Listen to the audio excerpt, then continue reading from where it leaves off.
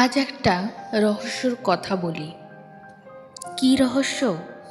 কঠিন সময়ের রহস্য।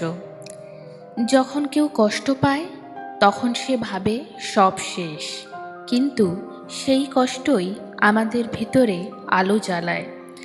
বাজি আমরা সবাই দেখেছি, বাজির আলোটা খুব উজ্জ্বল, কিন্তু সেই আলোটা জ্বলে কয়েক মুহূর্তের জন্যে। অন্যদিকে প্রদীপের আলো, যেটার উজ্জ্বলতা কম, কিন্তু সেটা জ্বলার ক্ষমতা রাখে দীর্ঘ সময় অবধি।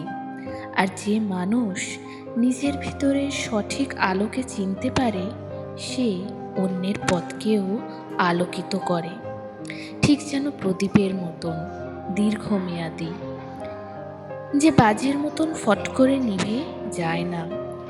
জীবনে বাধা আসবেই, কিন্তু প্রদীপের শিখার মতন স্থির থাকতে হবে, কারণ সামান্য আলো অন্ধকার পথটিকেও আলোকিত করে। আর সেই আলো অনুসরণ করে গেলে গভীর অন্ধকার পথ থেকেও বেরিয়ে আসা যায়। কথাগুলো ভালো লাগলে ভিডিওটিকে লাইক করো, পার্ট 2 শুনতে আমার পেজটিকে ফলো করো। দেখা হবে খুব শিগগিরই পার্ট 2-তে।